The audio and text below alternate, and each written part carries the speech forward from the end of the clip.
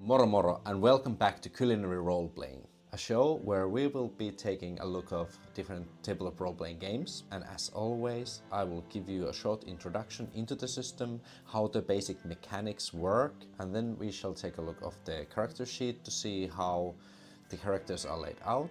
And of course, as this is how it plays, I shall play a short solo demonstration using the system to see how the game actually plays. That's why you're here, right? And today we will be taking a look at Tales of Argosa, aka the new edition for the low fantasy gaming from Big Pocket Press and from the author himself, Steven. And Steven actually sent me an email because Tales of Argosa is a game that I already took a look at in my other video, and that was my quick overview when the game was in beta. And I was very interested about the system because I enjoyed low fantasy gaming, which was like the first edition for Tales of Argosa. And it had some good ideas. As you all know, I'm not a big fan of class-based system, and I'm not a big fan of like huge pools of hit points.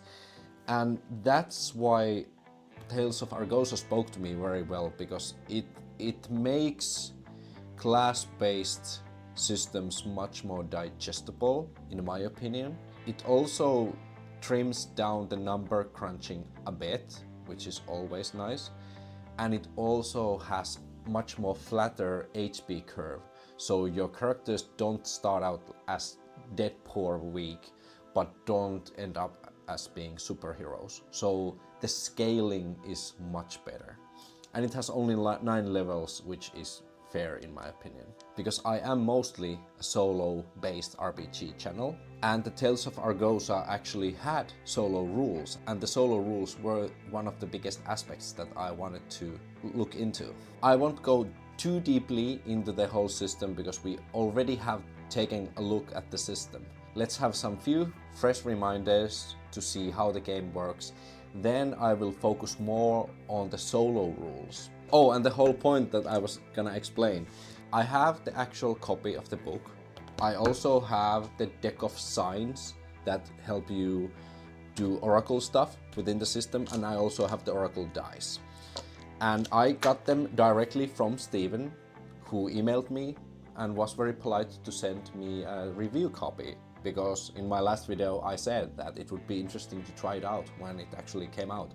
And Steven saw my video and was like, well, do you want to try it out? So thank you, Steven, and thank you Big Pocket Press for sending me the review copy. But no other goods or money has changed owner, so I didn't get any demands or requirements from Steven or Big Pocket Press that I should say something specific or anything at all. This is my free-form review, and I can make it however I want it. But usually when I'm making the how it plays videos, I at least like the game somewhat, because why I would want to use my time and play it and demonstrate it if I would like hate it. But that's that. Now let's get into the system. In the starting pages of 4 and 5, this is really nice. The game is distilled into its core features. This is very good elevator pitch, and also like when you are a game master that has many games and you have many different D20 adventure games that you have played as well, you start to, mix things up a little bit. You start to forget that which mechanics were in which game. So this is really nice. That gives me a quick glimpse on all the core features of this specific system. And so it's a class-based system like usually these D20 adventure games are. We have 9 classes: Artificer, Barbarian, Bard, Cultist, which is your cleric, Fighter, Monk, Ranger, Rogue, and Magic user. The level cap is only 9, so that means much more grounded characters from the beginning to the end. It is a D20 roll under system, so you have your attributes, and whenever you try to achieve something within the narrative, within the fiction, you will roll a D20 and try to roll under a specific attribute that is tested. And skills work a little bit differently in this system, and I really actually love how the skills work. So skills basically only give you +1 to the specific roll if that skill is applicable, but what it allows you to do is to use your class rerolls. So there are specific amount of rerolls within the game that you can use. You can use them to reroll any attribute check that you have proficient skill. You can use them to reroll saving throws and then also death saving rolls. So they are very important things that you can reroll. And of course, you can also reroll your class abilities when they require rolling. So it's much more easier to keep track on which skills you have, and it's also like you don't have to just keep on bumping your points to the skills, so it lowers the number crunch quite a lot. And then you have luck as an attribute, which is very interesting. It works, first of all, as your universal saving attribute. You always, like when you try to jump out of traps away, for example, you use your dexterity modifier, but you still try to roll under that attribute. And what the luck does is it actually diminishes every time you succeed at the luck rolls. As the adventure goes forward, your luck is running out. So it's getting more and more dangerous, and sometimes you just start to wonder, should you just accept some minor negative difficulties just to save the luck? Because another huge usage for luck is doing major exploits. And major exploits are basically these freeform narrative attacks that have actual mechanical effects within the game. So major exploits are the moments within the game when your warrior is dismembering the enemy and slashing their hand off in order for them to force and drop the weapon, for example. That would be a major exploit. It leaves a lot of room for improvisation for warriors, which I really enjoy, because usually the improvisational parts have most often been the magic users thing in other games. And the game has a lot other stuff, like your weapons do special things when you roll natural 19. You still have your natural 20 critical things that can happen. Spells are rolled to cast, so there is like no spell slots or anything like that, which is really nice. And lots of other stuff. I won't get into every detail of the book because there is a lot of things. There is a lot of monsters, there is a lot of downtime activities, and there I have to give the credit to Steven and to Big Bucket Press. Like, you can generate a lot of stuff. You have a lot of loot, you can generate dungeons, you can generate NPCs, you can generate towns. Like, there are a lot of stuff. And the game has clearly been developed to play like these huge sandbox campaigns where the heroes just go on to make their own adventures and come across random events, random enemies, and all that jazz. I'm all for sandbox campaigns, definitely. But now, let's take a look at the solo rules of the game. And as a normal solo rules, the game recommends you making 3 player characters that you can play and send that party to have some solo adventures. I kinda don't like that idea. I don't usually like to make many characters and play solo in any D20 based adventure games, because the characters are most often very cumbersome. Unless it's like an old school D&D classic adventure, usually the player characters have quite many bells and whistles that they can use. So when you have 3 times the player characters and then you also need to manage all the enemies, yeah, that's a little bit too much for me. Like, I can do it and it can happen, but that is like, it's just too much work to even begin and always to like manage everything. When I usually play solo games, I want to keep it very minimal. I'm more interested in discovering the world and the stories and all that stuff. So I like my solo games a little bit more tighter. So that's why it is very nice that the game also includes lone wolf rules, where you can only make 1 character. And last time I criticized the solo rules a little bit and was already saying like, well, I would probably do it my way, as we always tend to do as a role players. Of course, we always homebrew and we have our own ideas. But today, to give it a fair shot, I will do it exactly how the book says and try it that way. Because you always should at least try something before you mock it, right? So there are a few extra rules. The player character starts at level 3, and that was my first complaint, that I would want the character to start at level 1 if I start to play it. Hit points start from 25 plus class bonus, which is quite a lot, because usually you use your constitution modifier, so that's maybe double the amount of hit points that you normally would have when starting.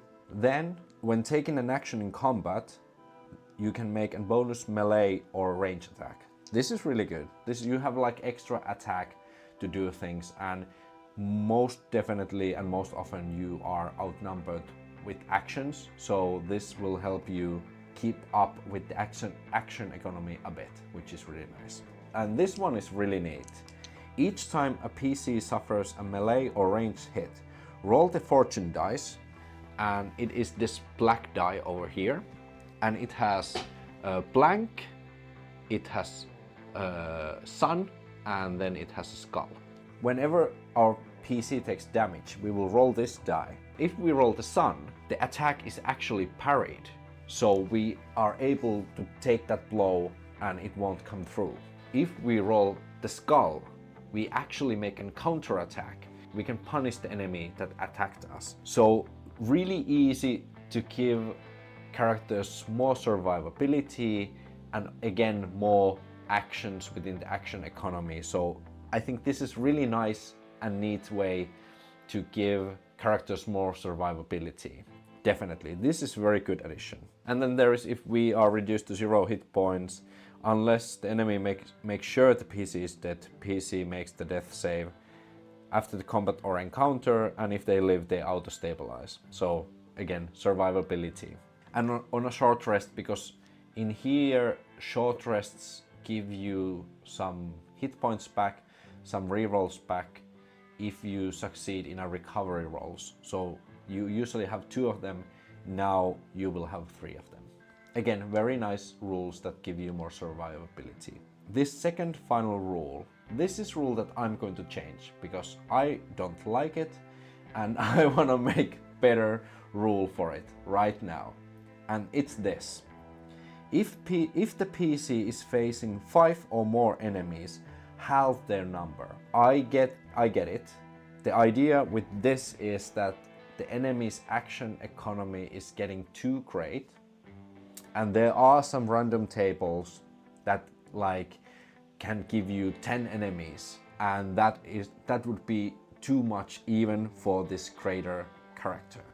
So that would mean that if we would get 10 enemies, then it would be only 5, because with this rule you would halve those. But I like the idea because this is sword and sorcery, inspired by the Conan Barbarian and all that kind of stuff. Well, it even says here, emulating the likes of Conan Eldrick. So yeah, that's the inspiration. And those guys always fought huge groups of enemies. What can you do instead? Because I agree with Stephen's idea that 10 actions for enemies is too much. I would use this rule. The enemy side always has the maximum of 3 actions per round.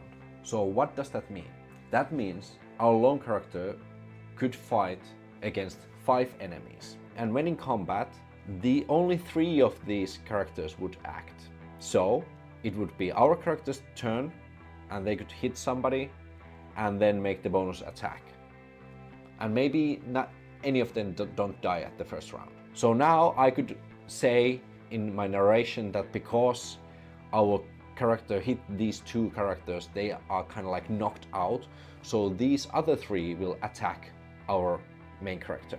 And in the next round, maybe not these 3, but this guy is maybe dead, and now we have 4 more, and now these 2 and plus this 1, which is now 3, would attack, and this one guy would do nothing.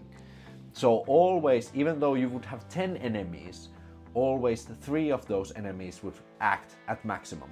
That way you can still keep the high amount of enemies and these like armies of enemies coming down to your character at once, but still mechanically keeping the action economy in check. So instead of halving the group, I will always give the enemies the maximum of 3 actions. And finally, let's talk about the custom Oracle dice. Steven made their own Oracle system, which is really nice. I like the idea of throwing rune dice to determine my fate. That is really nice touch. I love it. So you basically roll 4 dice, and there are 2 of the same dice and then 2 of different dice. One of the dice is a red die, which has 2 symbols, this kind of rune and this kind of rune. It has 3 of each runes. So you always roll either rune from the red dice. Then you have white dice that has the same rune, same 2 runes. It has also, oh there we go. It has the same 2 runes, but it has also a blank side. So there is 2, 2, and blanks. And these dice, we have 2 of them. Whenever you need a question answered, you will roll the 4 dice and you will get an answer of yes and no. So, for example, I got now, actually this is perfect example. I got this kind of result. I got yes from the red dice, I got no from the white dice, I got blank from the other white dice, and then I got skull from the black dice. So now, when we have equal amounts of yes and no answers, the red die will determine, the die of judgment will be the tiebreaker, and that would mean this answer is yes. We got the skull from the black die, which means that misfortune happens with that roll as well. So something negative. If we would have gotten the sun, that would have meant that something positive would have happened, even though we would have gotten a no answer. You can have a greater success. For example, if we would have gotten 2 yeses and 1 blank, that would be 2 yes, so yes and basically. And then we would have even 3 yeses, which would mean extreme yes. And if you're like considering like how you recognize which one is which, it's really actually simple. The yes symbol looks like an Y, kinda, and the no symbol looks kinda like N. So it's really easy to recognize which one is which. So that's how Oracle works on a base level. Then how we can make things more or less likely. And the game suggests that if you get a result, like let's say it is more likely for us to get the yes than to get no. Then we would roll the dice, and I actually got 3 no's. So that would mean no matter what I do, it would be still no. But let's say that we could have gotten, let's say we would have gotten this answer. So 2 no's, 1 from the red, 1 from the white. The game suggests that we can re-roll one of the dice that would be unlikely in this event. And we said it would be more likely to be yes. So now we would roll the red dice, and if it would come out as yes, then the answer would change to yes, because then we would have yes and no, and the judgment die determines which one is which. And I don't like this. And one reason I don't like this is that I want my answer from 1 roll. I don't want to roll multiple times, because there are many great oracles where I can just roll once, even no matter the likelihood, and I will always get the answer in 1 roll, because you tend to roll oracle quite a lot. So if I need to start re-rolling the dice within 1 question, that's just too many rolls. But don't worry, I have an alternative. Instead of re-rolling the dice, you can just say, if we would say that it's more likely to get yes answer than no answer, whenever you roll the dice, the white one has the blanks. The blanks will also be the answer which is more likely. So for example, if the answer would be more likely yes, then the blanks would be yes. And if the answer would be more likely no, the blanks are no. Then you can still roll the dice just once, and now if I would have gotten, and let's say it was more likely to be yes, now we would get blank, yes and no. Normally the answer would be no because this is the die of judgment, but the blank is also yes. Now it's 2 yeses. So it will affect the likelihood of you getting the other answer, but you only need to roll the dice once. Much more quicker, much more effective, and I think the odds are still quite good. And then we have this beautiful deck of sides that has amazing cards, and the cards can give you directions, it can give you verbs, it can give you nouns, it can give you adjectives, and it can give you ambiances, and also provocative images. And usually when we want to ask a more open question like, what was the meaning of this closed door? What was this door hiding? Then we can take 2 cards, and there is revealing obelisk or guiding omen. So what I like about this is that we get like many nouns and verb pairs at once. When you take 2 cards and evaluate them, you get a lot of information quickly, still randomized, and you can like mix and match the words together, and you can start to get the idea and pick the best idea you want. This is really nice. These cards are really good, and I will probably use them in other solo games as well. So really nice work. Thank you, Big Pocket Press. Really nice. And that's all about the solo stuff. We will get into those more when we actually start playing the game. Now let's take a look at the character. And here we have our brand new player character for our upcoming How It Plays episodes. And we shall be playing Alan the Hedge Knight, because I really wanted to make an adventure in Triallands which is more maybe this kind of episodic, a little bit more grounded and personal. So I thought of this noble knight whose land had been taken away by war, and now he's been forced to live as a bounty hunter and mercenary. And now we're gonna basically have these episodic adventures where Alan will hunt down different individuals as bounties. So we're gonna have this kind of enemy of the week style of gameplay, and very much lone wolfy style this time, because we have had usually 2 characters that we play, but now we're gonna have a few systems that we're only gonna play with 1 character. And the tool I'm using here is called Blood Unfolding Machine. It is really nice desktop solo platform that has everything you need to play solo. It has a bunch of different oracles from the Blood Unfolding Machine.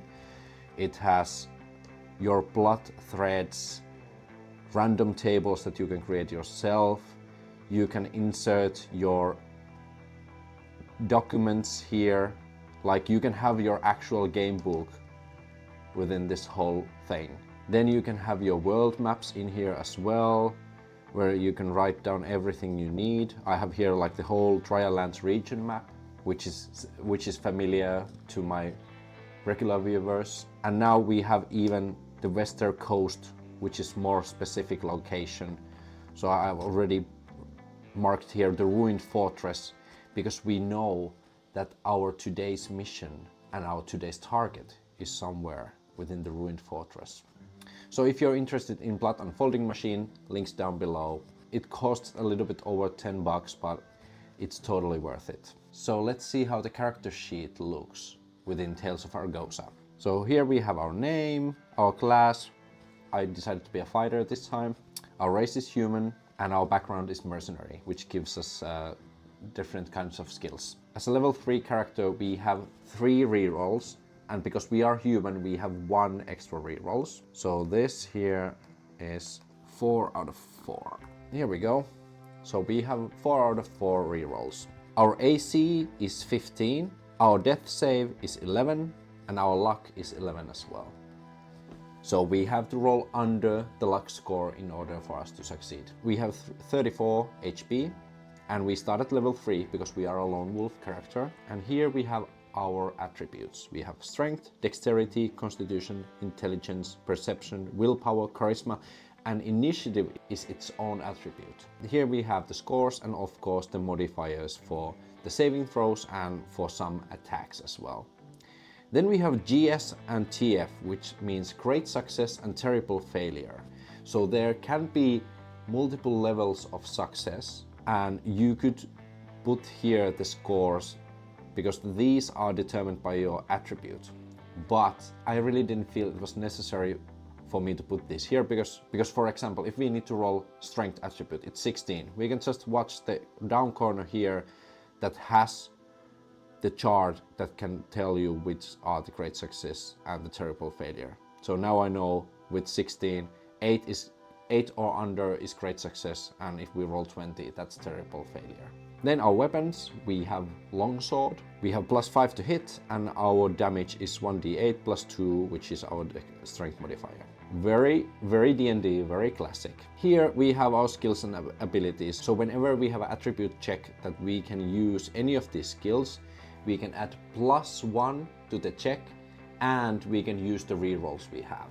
Then as a fighter, we have deadly strikes, which means we also crit at 19, so we have weapon effect happening with natural 19 and also we crit. So it is a devastating attack with fighter.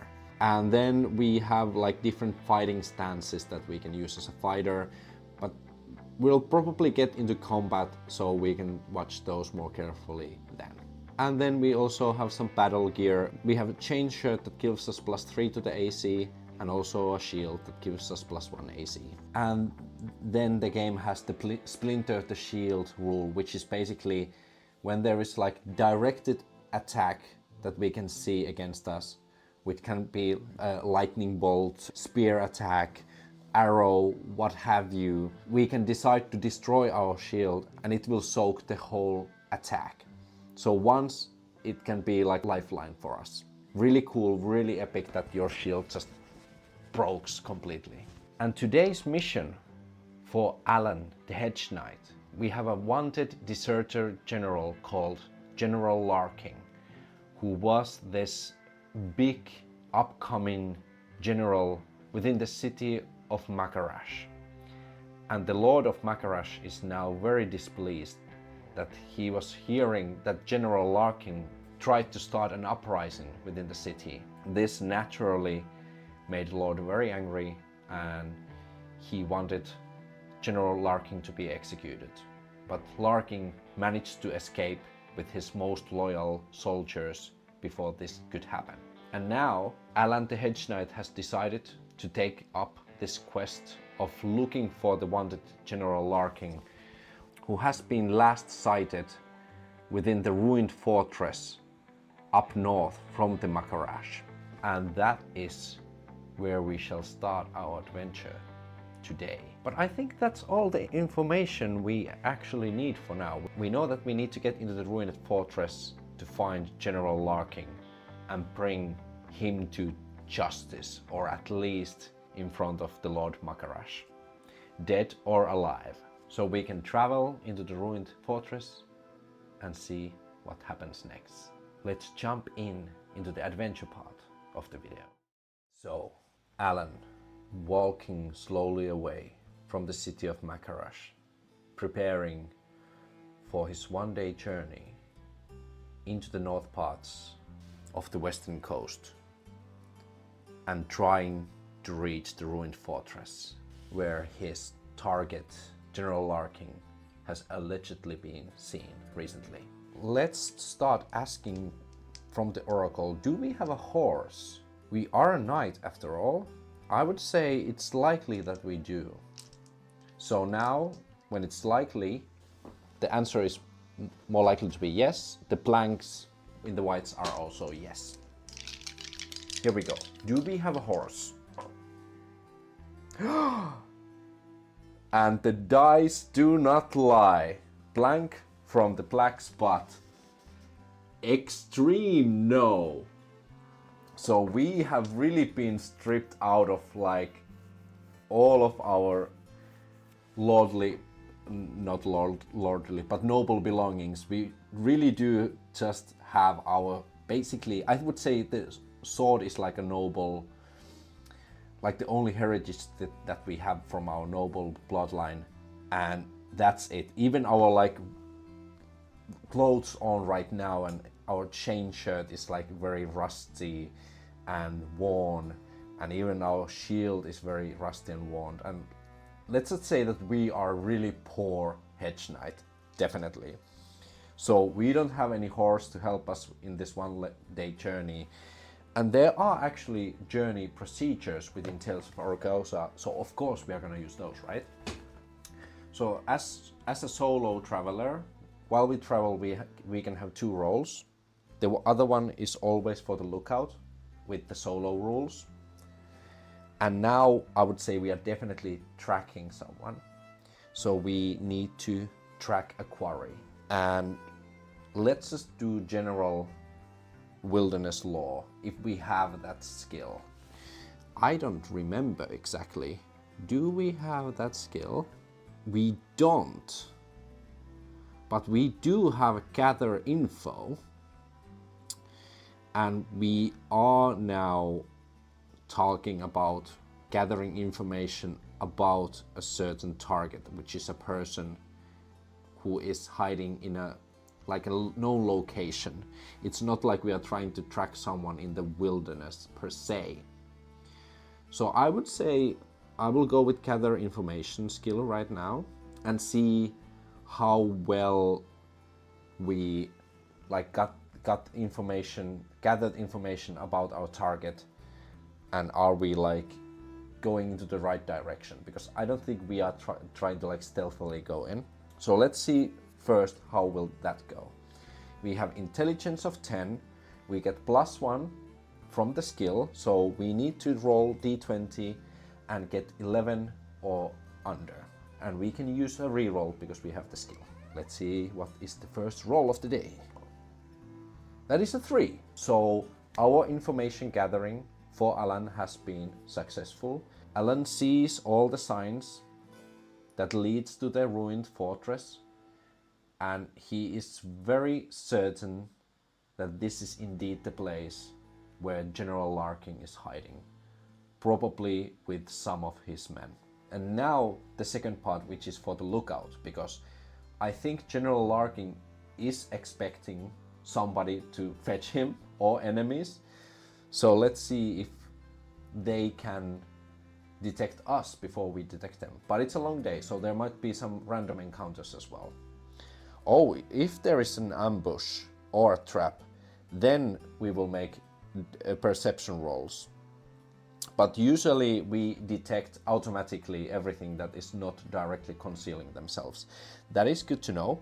So let's start with just seeing if some random event occurs while we travel, because it is a one-day travel, so something might happen before we even get to the ruined fortress. Well, the travel event requires us for rolling the bones to see if there is a random event, but because we want to experience the full game, let's just say that the random event happens.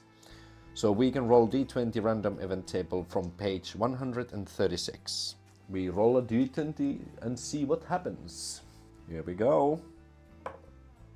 14. And we are overland. Lost supplies. The party must make a group luck save, or their rations water are halved or run out. If our luck roll is failure, our water is halved and rations are halved or completely run out if we get a terrible failure. Perhaps tainted by parasites, spoiled by disease, stolen by animals, overeaten after too many ales. Okay, and if we don't eat or drink in 24 hours, we become starving. Okay, well, let's make the luck save. Let's see how bad this all is. I think this is just a general luck roll. We can't have any, right? There wasn't any specific luck. Yeah, it's just general luck roll. And with 11 means terrible failure is at 17. 4, which means we succeed this time, but our luck goes down by 1. So we have 10 out of 11. So There is this burning heat within the western coast. Let's say it's like in the middle of the summer. The heat is burning. Alan is just carefully threading to the road, knowing where to go, but the weather is terrible. And especially with his worn out, old and ragged look and his armor, the way feels very long. This damn heat. I never got used to it. But then he can finally see the signs of the old ruined fortress. And now let's ask from the deck of sign, why is this fortress old ruin? Why there is no more people here? So we take 2 cards and we will get some answers. We have healing, magician, conjuring angel, learned and hope. I think this was an old monastery. This was old monastery which was destroyed by the corruption portals that Takino and Valano in our last episodes were fighting. And this was one of those areas where the demons and the shadow creatures hit first. Because this was a very, very centric place of healing and learning, this old monastery. So it was a beacon of hope and resistance, and that's why it was the first places where these creatures attacked, and that's why it got ruined. And now this monastery is somewhere else and only the ruins remain. So Alan, after the long day of walking, is approaching the monastery. There is this beaten path with even fences on the other side. There is old pastures, old farms, because the monastery was self-sufficient. Now just wild crops are growing from the old fields, and Alan is definitely getting closer. Does General Larkin try to hide, or has he basically like abducted this monastery for himself? Like, does he even try to hide, or is he just trying to like look intimidating and be like, this is mine now? Let's ask from the bones. I don't know. I would say it's 50-50. We don't know what kind of person this Larkin is. Although we could roll an NPC table to see what kind of person this is. Maybe. Nice. Yes. Let's do it, because why not? So in the back, like, I really enjoy the book itself. Has like all the most important information in the front cover and in the back cover. Really nice touch. And there is quick and dirty NPC generator, so we can see what kind of traits General Larkin has. So that can give us more information about the probability of his tactics. So let's ask 2 traits. We need 2d20. There we go. 2d20. 2 traits. 11 and 9. Trait A, 11. Calm. Interesting. And 9. Trait B. Calm and honorable. Damn, this is okay. This is nice. Okay, nice. So indeed, there are gods guarding this whole place, and they are not living like criminals. They are actually trying to start to live in this ruined fortress, because General Larkin actually believed that he was right. He did nothing wrong. The Makarash Lord is a tyrant who was trying to force higher taxes on the people, and the people would not bear it. I don't know if we are the good guy on this story, but let's continue. But we now know that General Larkin is calm and honorable. So I would say Alan, the head knight, also carefully walks towards path straight to the monastery. Not trying to hide, not trying to be sneaky, getting himself ready.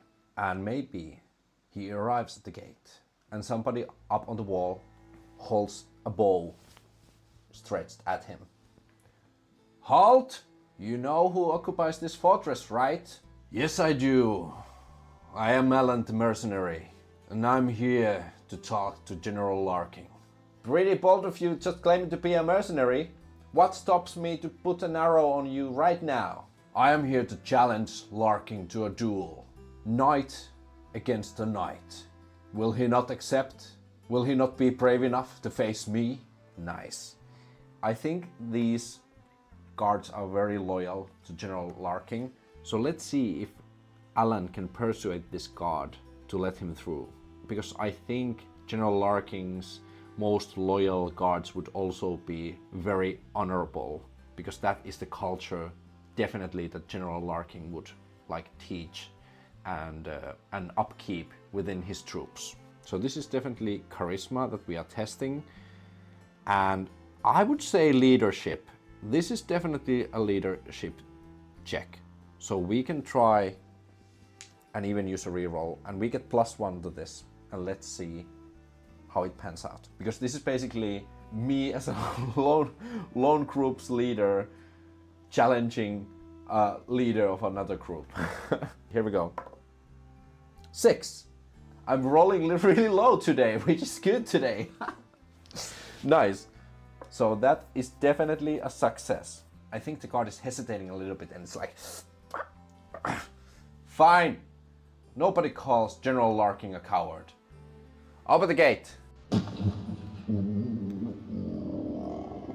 The wooden gates open and they let Alan in. Within the empty halls, there are a lot of rooms within the monastery that are completely destroyed. There are walls being taken down, pillars destroyed, but also Alan can see that some of the broken pieces of the building have been like cleaned and moved away, and there has been some reorganizing, and the place looks refurbished and made habitable. He walks through a few of the rooms. He can see the old royal guards of Makarash who were serving General Larking now doing different kinds of chores. Somebody's there sharpening their blade, somebody is skinning a rabbit. This is now an actual community that tries to survive. I think there are even some regular citizens and children in here as well. They are like actually building a new community. And within the old like monastery hall, which was the place of worship, there is the statue of the old god still in center of this big hall, but now there is also a big wooden table with a strategic map put on top of it. And next to the map is General Larking. And I would say General Larking is this very big, grotesque man with a lot of like scars, bald head, even a slashed ear, but even still with this aura of dignity and reliability. You could see that this is a man who has faced death countless of times, fought many battles, and there is a reason he has earned the rank general. Definitely fighting force to be reckoned with. The guard from the outside jogs next to the general, and the other guards are more wary to see Alan arrive to the hall as well. They all start to create a small half circle around Alan, readying their weapons, not exactly pulling them out of their seats, but definitely their hands are getting closer and closer to the handles of their weapons. The guard from outside whispers to General Larking, "Sir, a mercenary, here to get you." The general pulls away from the table slowly, fixes his uniform, makes this very royal turn with his heels, and his posture is great. Even with his scarred form, and now with an eye patch as well that can be seen when he has turned, he looks very pleasant and very welcoming towards Alan. "I was informed you were looking for me, young man." "Yes, my name is Alan. I am here to collect you by the orders of the Lord of Makarash. You are a traitor and deserter. I have been authorized to brought you in, dead or alive. So which one will it be?"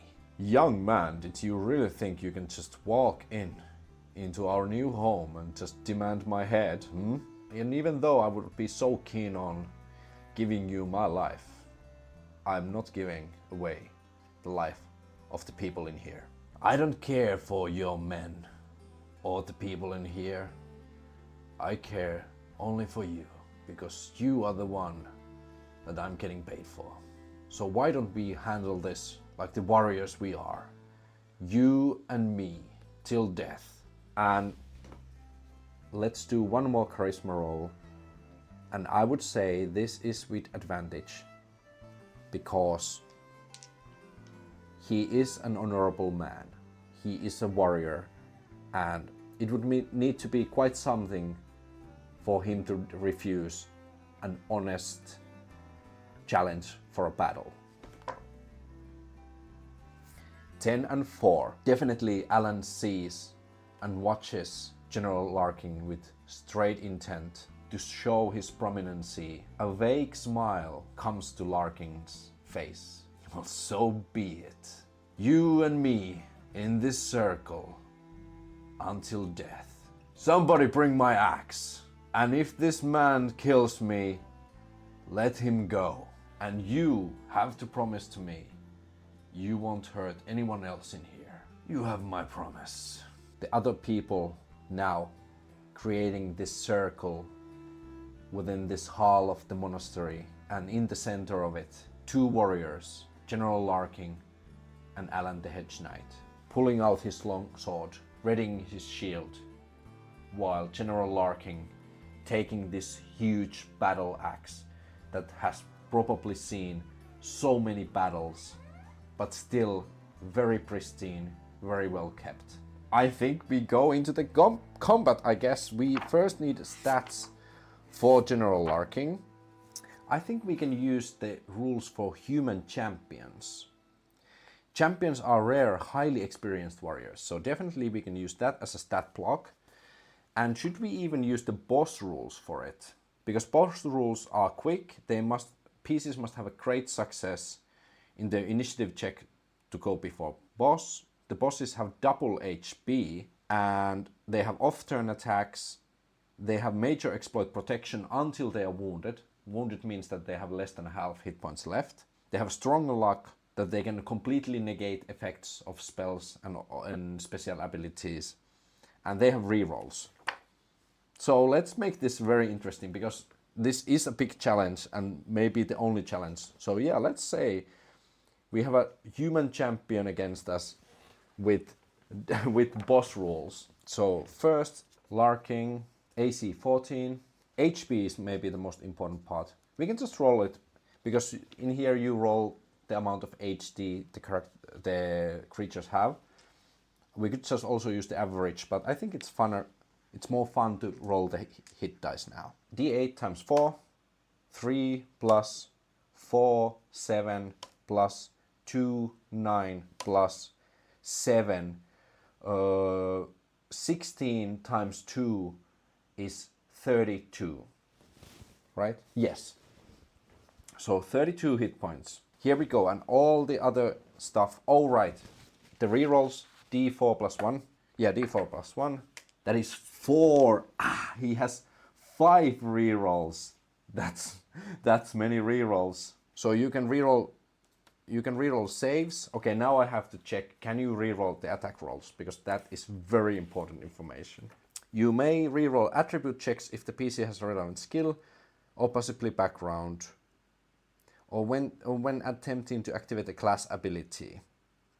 Luck rolls, death saves, short rest, willpower. Okay, so you can't reroll attack rolls. That's important to know. Okay, I guess here we go. First we roll initiative. Only one player rolls initiative, and that determines if the players go first or the enemies go first. And now we just roll for ourselves. And because this is a boss monster or boss, only great success will do. Our initiative is 11, so that means we need to get 5 or lower in order to start.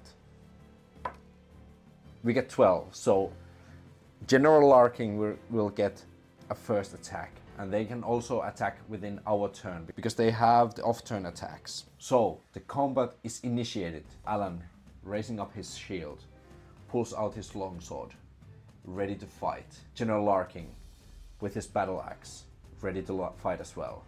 They stare at each other, and then just silence fills the room until they both dart forward against each other. But General Larkin, with his experience, is a little bit faster and has started his trajectory with the great axe, so that Alan has to focus on pulling up his shield first, even before he has a chance to attack. So General Larkin attacks, and he has HD 4, which means he has +4 to the attacks.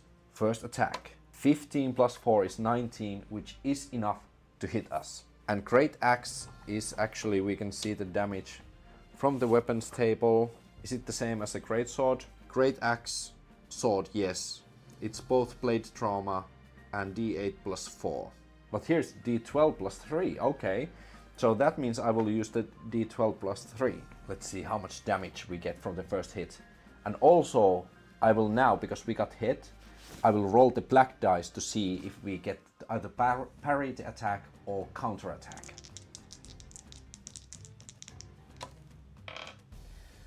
We get sun, so it doesn't matter what we get. We get this attack parried. So General Larkin is coming with the swing, this powerful swing coming straight forward Alan. But Alan is able to just barely put his shield up and also bend his back in a way that the frontal force of the axe actually kind of like bounces off and continues going the other way around. And he tries to find an opening, but before he gets his turn, Larkin is already making another attack with his great axe. Now, with starting off Alan's turn, he has the off-turn attack possibility. That is 17 plus 4, 21. That is gonna hit as well. Now again with D12 of damage and our counter die. And we parry again, and that's really good because that would have been full 12 damage. So again, so now coming with the momentum, Larkin is trying to hit Alan lower, but this time Alan basically puts the shield forward and pulls back a bit, pulls himself out of the axe's way. And when the Larkin's axe's trajectory has gone past him, he now sees his chance to finally thrust his longsword. So now it's our turn to attack. Alan sees his opening, thrusts his sword forward and makes an attack. +5 against Larkin, whose AC is 14. 5 plus 5 is 10. That is not enough. So Alan tries to pull his sword forward, but Larkin, seeing this, basically also steps back and tries to keep the trajectory going from his back. But before that, he takes a quick step back and makes an horizontal slash against Larkin. Our another attack. And that's 4. I'm still keeping rolling low. Neither of these warriors are giving up, and neither of these warriors are giving any room. After 2 of these attacks, the people around them have gathered and they are shouting and screaming, and they are all cheering on for the General Larkin to beat this stranger. And inspired from this, General Larkin takes a big step back and basically makes this leap and brings his axe down from the front and in the middle and tries to split Alan in 2. Here comes the attack. That is natural 19. Before we do any damage, let's see if we can counter this. No, we can't. We get a counter attack, but before that we need to check what happens. We will get a blade trauma. So in addition to the damage that we are gonna receive right now, and the damage is, that is only 5 damage, luckily for us. We have 29 hit points left. So let's see what blade trauma we get. 10. Severed arm or hand. Roll 1d6. Okay. 1d6 hand. 4, 5. 1 to 3 it's a hand. And 4 to 5 it's an elbow. And 6 it's a whole arm. Oh no! This is getting real! 1. Hand. Limb is severed unless luck con save is made. If succeed, the limb is badly lacerated and non-functional, but will heal with treatment and 8 weeks. And 8 weeks rest. Okay, so now we need to make a luck save. Oh no, Constitution luck save. We have 10 and a Constitution is +1, so 11. We can reroll this. And we definitely need to succeed in this save, or Alan in his first episode don't have a hand anymore. That's 2. Okay, we succeed. The luck drops down, but that was a horrible hit. Jeez. Our luck is down to 9, so he brings down his axe, and basically Alan tries to pull the shield in front of him, but before he can even do that, the axe comes down too quickly and is able to hit him in the knuckles and basically opening the whole hand, exposing all the ligaments in his hands and kind of like breaking the bones, the wrist bones of that hand. And Alan screams in pain, is able to block the rest of the blow with the shield. Luckily, the shield is strapped in his arm, but he can't use that hand anymore. But at the same time, while that happens, he is still bringing the blade from up top, tries to make this stab against Larkin from up. And that is 14 plus 5, which is 19. Definitely hits, and Larkin takes 5 plus 2, 6, 7 damage. So we have drawn first blood on each side, and they both take a few steps back, breathing heavily. Now Larkin has a clear wound on his shoulder, and Alan basically aching in pain that comes from his wrist, now bleeding also into the ground. And Larkin is smiling and even laughing a bit. And impressive, young lad. And then takes another leap, making this diagonal slash with the axe. And this is his off-turn attack before it's again Alan's turn. Another hit coming in, and that is 1. That is terrible failure. I think there was the rules in critical failures here, right? Yes, fumble gives an immediate counterattack for free again. So I would say now Larkin, being too excited of this new challenging opponent, takes too eager jump, and when he tries to swing the axe, he already forgot that he had the wound on his shoulder, and he's gonna axe in pain, and basically like hesitates to finalize the swing. And with this, Alan sees an opportunity to attack it again. 8 plus 5 is 13, which is not quite enough. So he tries to swing the sword, and Larkin, not making the full swing, is able to bring the great axe and tries to swing the sword into the side. But for this, Alan just gets more momentum and spins around and makes another slash attack. 17 plus 5 definitely hits. Now we are getting some hits in. Alan and Larkin are both getting more fatigued. And when you get more fatigued, more hits starts to pile in. But that is only 1 plus 2, so it's 3 damage. Not that much. He gets another small cut to the other side of Larkin. And now he's getting the upper hand and sees one more opportunity to thrust his sword forward. And that is 15 plus 5, 20 again. So another hit in for Alan. And that is 8 plus 2, so that is 10 damage. A huge hit for Larkin. So now Alan is able to hit to the other side. So the shoulder was hit for Larkin, and now he's able to sink the sword in quite deep into the side of General Larkin, now making considerable damage that blood can be seen pouring from the wound on his side, and Larkin's breath is getting much more heavier, as well as Alan's. The blood coming from his hand, and his shield hand is shaking from pain. I give it to you, kid. You are quite good. But it's not over yet! And again, Larkin starts to make these rageful attacks, attacking 2 times against Alan. And both attacks miss completely. Now Larkin is forgetting his technique. His pain is getting hold of him. He just tries desperately to swing an axe and get a hit in, but Alan is just able to dodge the attacks and get into better position and just attack twice on his own. Other one is 3, that will miss.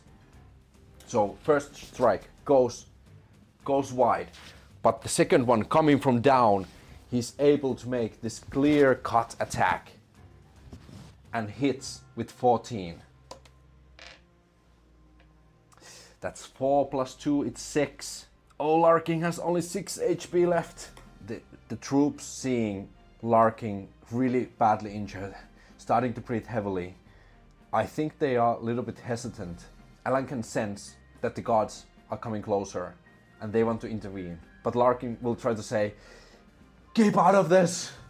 This is my fight! You promised!" And I will make a leadership roll now for Larkin to see if he can keep these troops in check. But let's consult the bones. I think that's much more interesting. So let's consult the bones, because this is definitely a narrative moment. And his troops are really reliable. They will listen to Larkin, but they also love him dearly.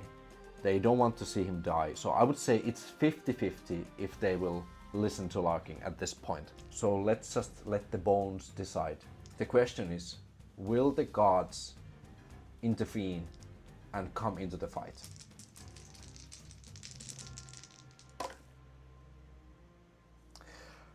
And the answer is extreme yes, with 3 Ys. But also something positive comes out of it for Alan. What is the positive aspect? Something positive. Oh, it's really difficult. Let's ask some cards to help. Oh, these are the same cards. Let's shuffle them a little bit. Okay. What is the positive thing? Revealing, helping, light, omen, warning, unsettling. I think the positive aspect is that they are very afraid of Alan as well. So they try to attack, but they have seen this stranger just beating down their best warrior in front of them. So for the first round, I would say the enemies have disadvantage on their attacks because they are very hesitant. They are acting against the leader's orders and against a very prominent enemy. So let's roll a d6 and see how many cards will come to their leader's help. 4. Okay. And let's just say we can use the basic cards from here. Human guards, AC 14, and they have 1 hit die each. So let's just say they have average of 4 hit points each. So it's easier to keep track of. So 4 times 5. And now I will use my custom rule, which was that only 3 actions per enemy turn. So not all 5 of them can attack at one turn. And I would say at this point, Larkin first is trying to stop the guards. So this turn, only 3 of the guards will attack Alan. Because Larkin is like, no, get back, this is my fight. And he's focusing on that right now. So 3 attacks against Alan. First attack. So this is +1 to hit with against Alan's AC of 15. First attack is natural 20. It crits. This. Oh, it was with disadvantage. No, I want to take this because this is epic moment for the guard. The guard is just and they're furious to see their leader getting beaten up by the stranger. So this first guard just comes with full-on strength, and with their axe just makes this perfect swing against Alan. And now I think Alan will sacrifice his shield, and he needs to sacrifice his shield to take this blow. And he raises it up barely because he wasn't expecting the other cards to come to the rescue.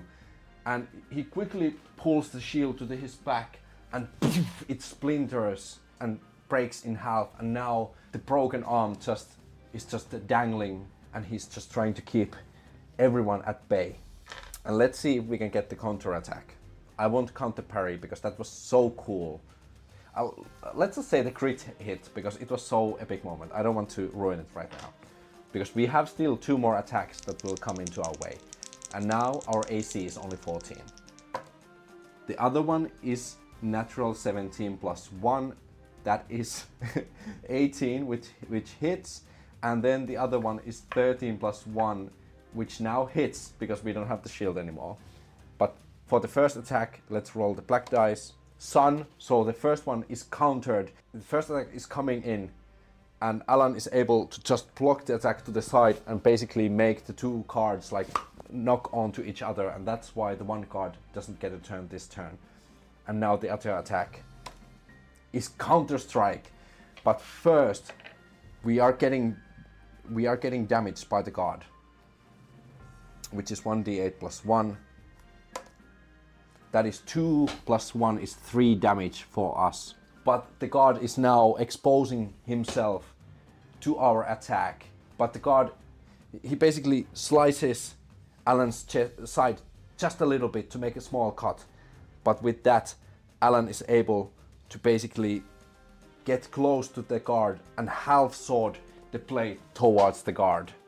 Half sword with his broken hand, but he like keeps the blade in here and half sword it like this. And that is natural 19. Oh no! First we roll the damage, which is d8 plus 2 again. That is 4 damage, which is enough to kill the guard, but let's still roll the blunt. Right, we have to see what happens. It's d10 plus 2 blade trauma. It is 10 plus 2, which is severed neck.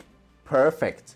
So you can see the guard's exposed heads right over here, and he basically half swords, guillotines the guard's head, and the guard just falls down dead. Stay away from this if you want to live. You are not my target. He is, and he's pointing his longsword towards Larkin, who now has their off-turn attack. And he basically pushes the guards to the side, and he's in rage from his disobedient guards who are now dishonoring his honorable battle. And with rage he comes and tries to make 1 swing against Alan, which is 18, definitely going to hit. But first let's see if we can counter or parry the attack. We counter the attack. So first we take the damage. 4 plus 2 is 6 damage to us. We have 20 hit points left. We have taken quite a beating, but we can now hit back. With 14 plus 5, 19, we definitely hit. So Larkin, coming just from the side, and now without his shield, Alan is trying to parry with one hand this powerful axe strike, and is not quite able to shut down the whole attack, so he takes some hits to the side again. But with that, he's able to push and make this horizontal slice against Larkin. He has only 6 HP left. We roll with the d8, and we have plus 2. That is 7 plus 2. That is 9 points of damage, which means Larkin goes into the negatives. And with that, Alan takes a huge horizontal swing. Larkin takes the full blow into his chest, and it goes through his armor, and basically the blood is pouring from his chest, and he falls into his knees. Will the other guards continue fighting? Let's ask from the bones, but I will say it is very likely that they won't continue. Will they continue fighting? And I would say it's likely that it's no. So unlikely. We got yes, no, and it would be yes, but we also got blank, and that now means with unlikelihood that the answer is no. But we also got ill omen, So what negative effect does this have?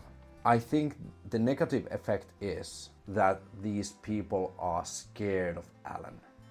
They see him as this demon who has come and ruined their new home, and they are just crying. The normal citizens are crying and now escaping from the room. And the guards who started their fighting basically start to pull back as well. In terror, they are just screaming and running away. But it seems like they might come to take their revenge against Alan at some point during the adventure. And we can actually add that potential obstacles. Now we can add a new one, which is the revenge of the Larking's men. That is now a new possible obstacle that we might have to face in our future episodes. Larking still barely breathing, having his final breaths. Alan holding his wrist in pain, slowly coming towards Larkin, and Larkin just smiles with blood on his face. That was an honorable fight. You have earned my head. Nothing personal, Larkin. And he just cuts Larkin's head off. Alan slowly tries to find some kind of cloth bag. He finds it, puts the head into the bag, and carefully he slowly starts to go back into the city of Makarash, where he will be expecting to get his bounty from his first successful mission. There are so many mechanics within the game, and I definitely didn't have time to try them all. And welcome back to the second part of the adventure while playing Tales of Argosa. And I decided to go for another round because there were so many things that I didn't get to experience within the first adventure demo part. Let's see, this might become a very long video, or I might make this adventure 2 parts, and the first part will be with the original How It Plays video, and then I will just release a second part when it's ready. Let's see, or I might put them together to have this 2-hour epic video, which is not very good for the YouTube algorithm, but hey, I'm doing it for the sake of the games and making the content and having some fun. So let's see what works the best. Like I said, last time I did not even use the combat maneuver stuff. There wasn't really a good situation to do that, but I still feel like that is so integral part of the system. I really want to at least try to experience it and try it out while playing the game. And then now we come to the problem why I don't like starting like characters from 3rd level or up. We had so many abilities, even with one character, and I'm also, when I play solo, I'm also the game master. So I forgot to use deadly strikes. I think there was one instance where I did get the weapon specific effect, and that would have also been a critical hit because of my deadly strikes ability. It didn't really matter in that situation because I think the enemy died anyway, so it didn't have a lot of effect, but it was nonetheless a thing I forgot. And then there might have been one situation where I could have used the opportunist attack, which is basically when I strike down an enemy, I get to have a free attack once per round. And that I think I missed, and I lost one attack, but it still worked out quite well in the end. So yeah, a lot of things that I already forgot to do, and that's why I want to jump back in and try to now remember and use these features that are really integral and specific to this game. And one major thing, I was willing to sacrifice that we would not get into magic this time around.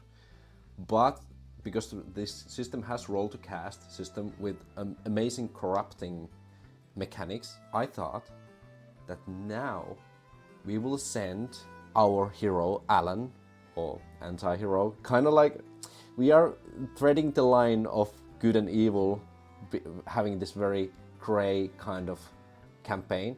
And I think we are going to do another quest for the Macaras and the ruler of Macaras. And that is, there has been rumors of a witch delving within the forest between Macaras and the Twilight Corner. And there are some very important trade routes, because the Twilight Corner is Macaras' connection to the sea in the west. So the Witch of Twilight has been bringing havoc to the Kingdom of Macaras and Twilight Corner, because the witch is trying to protect the forest from forestry, from trade routes, and from this kind of turning this plot of forest into a more civilized place. And I think there has also been talks of that there should be like this kind of in-between inn, like a small town where some stuff can trade owners, and this could be this kind of middle way point between these two places. But that right now is impossible because of the Witch of Twilight. And there is a big bounty, and I think that is what Alan is after while we play Tales of Argosa. So hopefully we get to see some magic as well. And also hopefully it doesn't kill Alan. And I think it's safe to say Alan has taken few days after the first bounty. The bounty was quite plentiful, we would say. I won't count any individual money right now, but let's just say that it was enough for Alan to recover all his wounds easily, and also repair his armor, and I think his shield got broken because we splintered the shield in order to avoid some major damage. He has new equipment, he has new armor, he has fully health. And do we have the horse now? We can roll for it. Let's roll something for Alan to see if he was able to produce a horse from Macaras. And I think that is dependent on how well Alan is able to trade within the town of Macaras. Is he able to find a good enough of a steed with the money he got from the bounty that still is there, that there would still be some money left over for him to put into savings, and it's plausible to purchase a horse. Let's do, this is definitely a charisma check. And do we have any skills? General role detection, I think we should have some kind of potter skill or this kind of yeah, but we don't. So I think we just use the base charisma of 11, which means great success would be 5 or under and terrible failure would be 17 or over. First roll of the adventure, let's see. 3. That is great success. Nice. Meaning Alan finds this very old veteran of a war, and I think they bond over a conversation about the battles of the different cities, war experiences, and basically this old veteran is unable to do any work anymore. His leg has been cut off and now there's only this wooden leg, and he has this war horse that is really loyal and really sturdy and is basically trained to handle tough situations, those situations where Alan probably will go into again. And yeah, I think he finds this perfect steed for him, and he's able to purchase the horse with not much difficulty because of the bonding, and the veteran knows that this horse finds a suitable place for it, so he will get it basically like dirt cheap. Like normally this kind of war horse would be very valuable, and he basically gets it like a half price. And that's why he's able to afford it and have some savings left over that he can use later. Amazing. Thank you for the horse. I will promise to keep it well fed, well brushed, and well used. Yes, I trust that you will do that, son. Now be careful out there. I heard the witch is wild, and we have no idea the limits of the dark sorcery she possesses. I'll be careful. I just can't let the witch speak, right? Oh son, I hope it will be that easy. And I think Alan will need something else as well.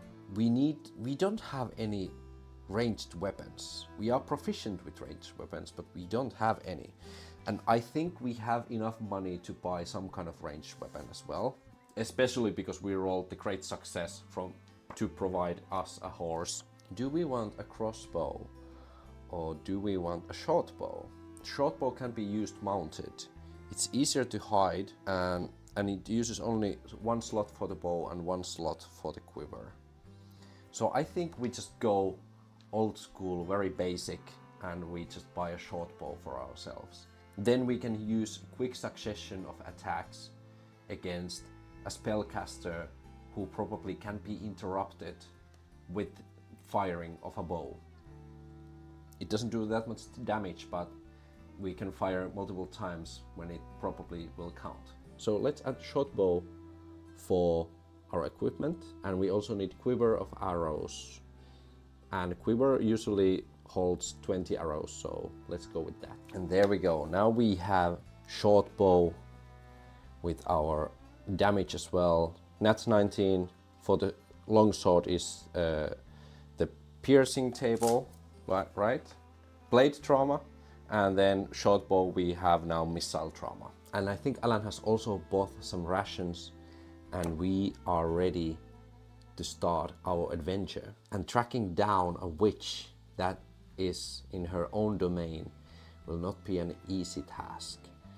And there is we can roll for weather, and I think weather is a very important aspect of how we can find the witch. So let's first roll for a weather. So it was very hot weather last time we started this journey. So let's say it's somewhere around summer where we are in. I would say we roll 2d12 from the weather table and take the lower results, because the lower the thing is, it's much more harder and drier. So let's see if it's even more harder, then we are gonna be in big trouble. 8 and 7. So 7 is the result, and it's more humid.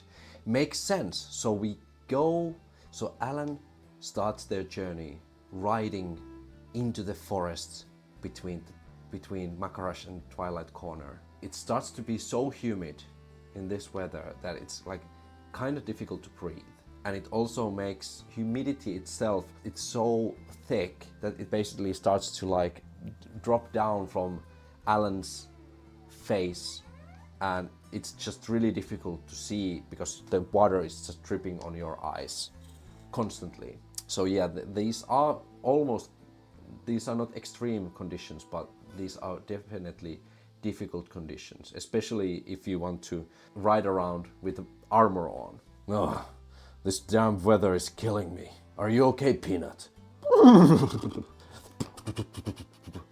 And he's riding with his new warhorse, Peanut. And again, I would say that we come across some kind of event before we get into the forest and start actually hunt down the witch. It could be somewhere between going into the edge of the forest or in the beginning of the forest. Let's see what kind of event it is, so we can then interpret to see where the event actually lands. So we go into the overland table, roll a d20 and see what we get. 1. Vagaries of adventure. The party experiences an unexpected turn of weal or woe. Consult the bones. If weal, the star align, blessed from afar, lucky charm, dumb luck. 1d4 PCs may reroll a single roll during the adventure at any time of their choosing, excluding a die that has already been rerolled. If woe, wrong place, wrong time, supernatural curse, ill-fated prophecy, blind misfortune, lost mascot, roll 1d6. 1d4 pieces are exposed to a random disease. 1d4 hirelings or bets are exposed to a random disease or parasite. Oh no! Okay, let's consult the bones. And I would say this is a 50-50 situation. Alan is getting into the edge of the forest and he can feel the surge of magic coming from the forest. Even though he's not an avid magical or arcane expert himself, there's still something very eerie about the forest. The humidity coming out of the forest seems almost unnatural, like it's a protection mechanism. And then Alan watches up against the stars to see his fate.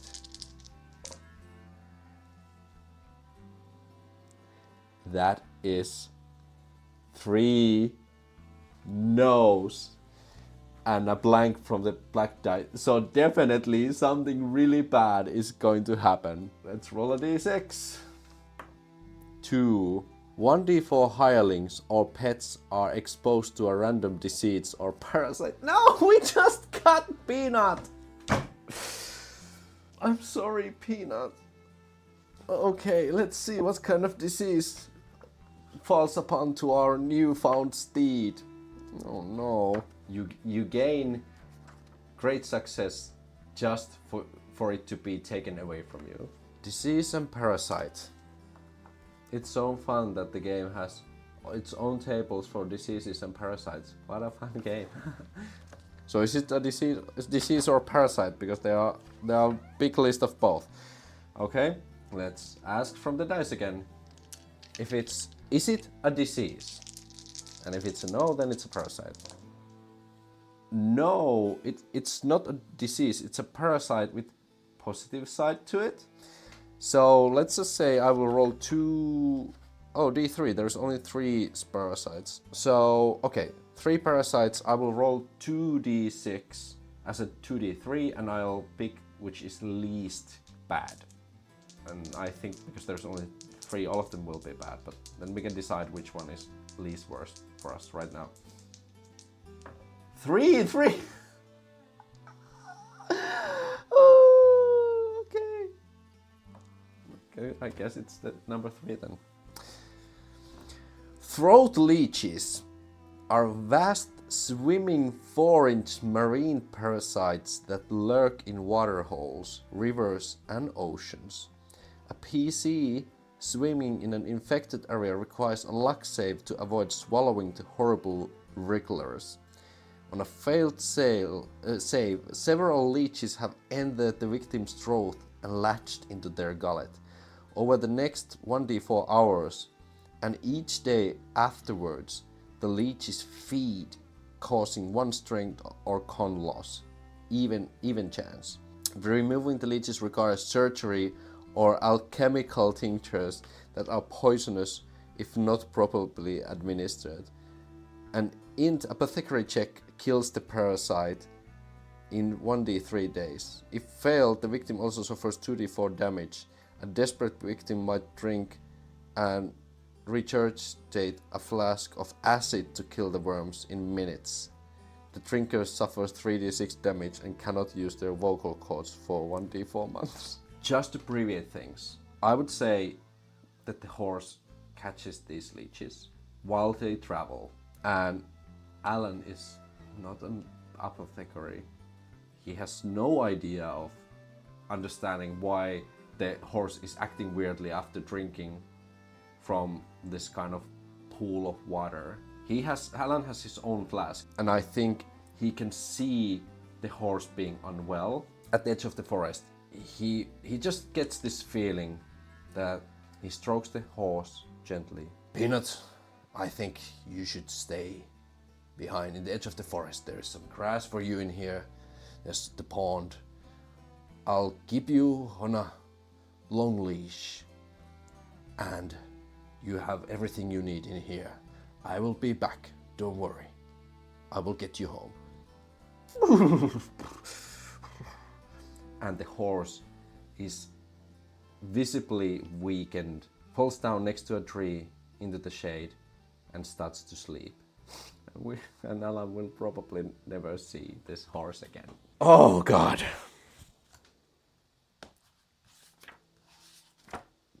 well, that's that. Okay, let's. Oh god, let's go into the forest, I guess.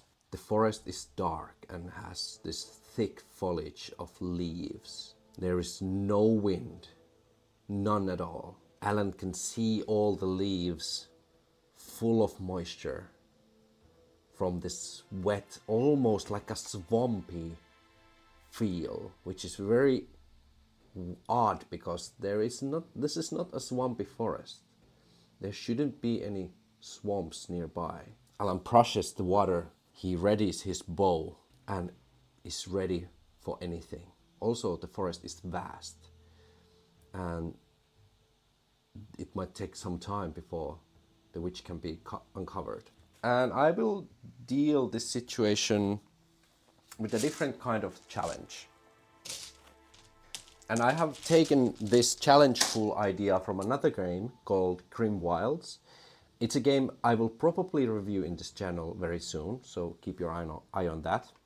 But GRIMWILD basically introduces new kind of skill challenge that can be compared to clocks, but it works in a different way. In this form, there is basically not clear numbers of how many successes or failures you can get before the skill challenge ends. Here, every time you succeed in a challenge, you roll the dice pool, the challenge pool. All the dice that are from 1 to 3 get removed from the pool. And when the pool depletes completely, then the challenge is completed. So every success, I will roll the dice and see how many dice we get removed. If we get a great success, that means we can remove one dice from the beginning before we even roll, so possibly reducing the pool faster. So every failure, we roll this only 2 die pool, and when this pool depletes, something bad happens. There might be an hazard, an obstacle, an encounter with a beast of some sort, probably a manifestation of the witch's magic. And with a great failure, and with a terrible failure, we also remove 1 die immediately. So every time this 2 dice pool is depleted, something bad happens to us. So let's see how this thing will turn out. It's still in the first light in the morning. The visibility is okay. We don't need torches, even though it's quite thick foliage. There are still some sun rays coming through. The visibility is okay. Alan walks deeper into the forest. And I think this is definitely, we can use detection right now. Well, this could be also gather info. But gather info is basically more of a city thing, right? And there is skill like tracking, which we don't have. We could still use, so yeah, there is wilderness law, which is basically more of a tracking situation, but there is still gather information that we could use, that how much information Alan was able to gather before he came into the forest. So we can do 1 gather information check at least to get us started, to see how close we are actually to finding the witch from the get-go. So it is definitely intelligence, because this is research. Our modifier is 0, but now we can raise it to 11 because of our skill, which means, and we can use our reroll now because of its skill that we know. So great success is 5, terrible failure is 17. Let's see how well we have gathered information before coming here. Woo! 7. So not great success, but definitely a success. Let's roll the challenge pool for the first time. Oh! They are all under 3. 3 or under, I mean. So we actually clear it on the first go. What does that mean? Does that mean that we actually find the location of the witch? Like some kind of lair? I would say that's the case. So is this, I think this witch has some kind of hut. The witch has been attacking the caravans within the road. And Alan, while researching these attack points within the map, he was able to reference the attack points and seeing that it seems like they all come from this one direction, like this trackable direction where the enemy has returned according to the reports of the attacks. So he's able to basically pinpoint this location where he believes that the witches, this kind of base of operation is.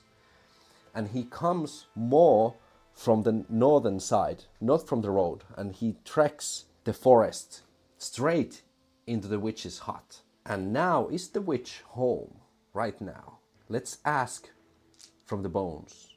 And I would say it's 50-50. Is the witch home right now? Answer is blank from the black, and 2 yeses, 1 no, so yes. The witch is home. And what the witch is doing right now, we can ask from the deck what the witch is doing right now. So, what the witch is doing. Mimic. Look at it. Mimic, waiting, ambush, trapped. That is bad. Oh no!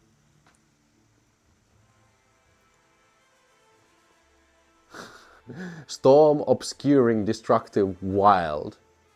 The witch wanted us to come here. The witch was clever.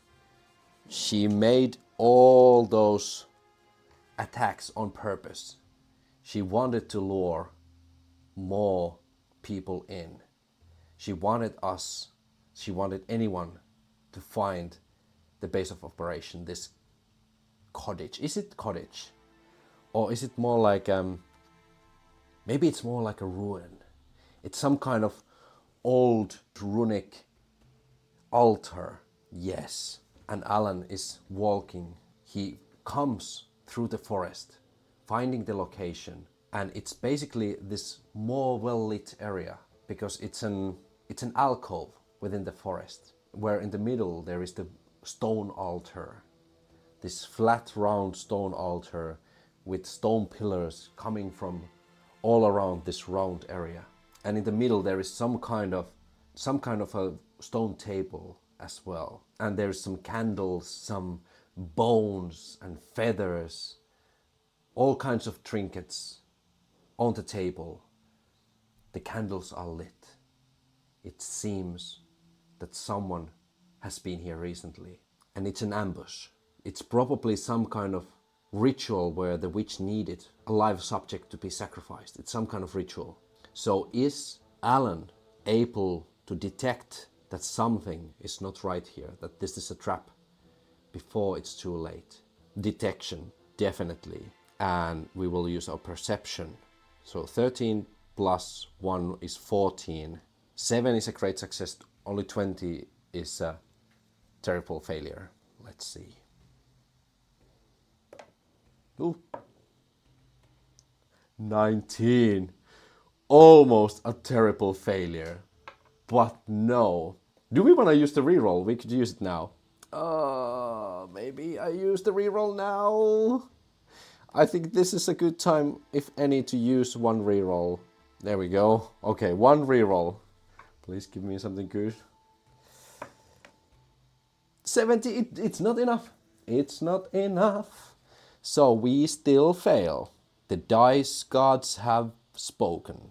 So I think Alan walks towards the altar and he enters this altar area, still keeping a keen eye out for the witch. And because he was so focused on looking for the witch, he didn't realize the true enemy lurking behind one of the pillars.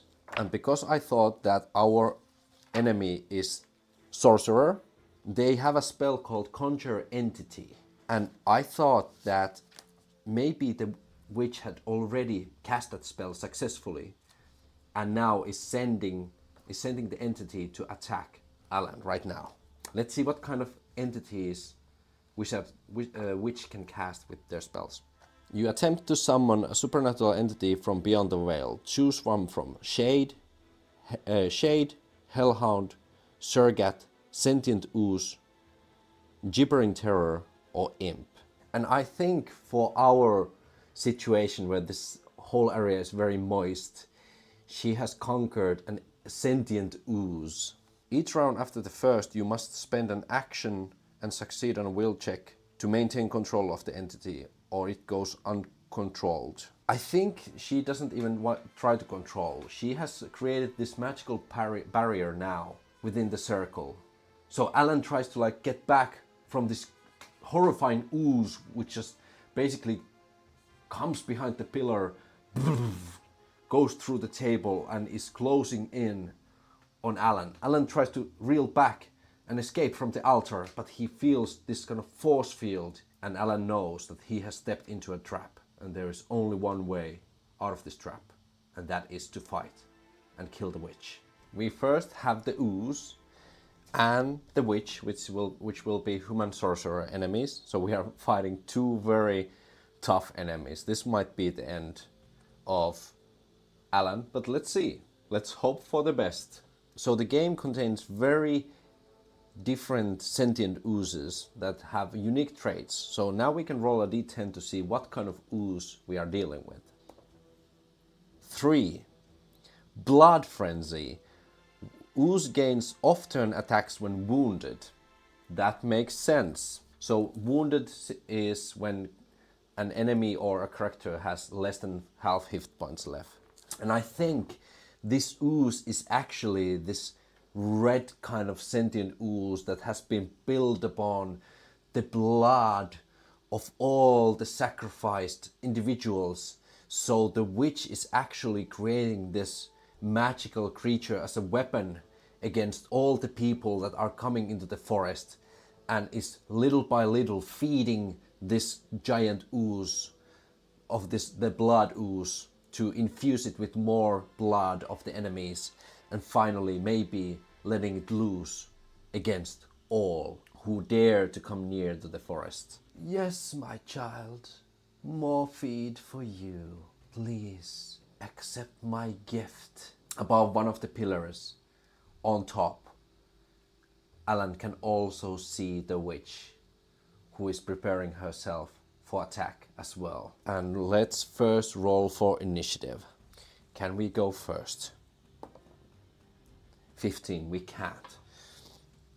I think the enemies start, and the first one to take turn is the witch.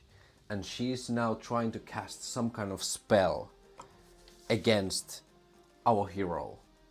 And the spell should be something that will help the ooze to help the ooze consume us more easily.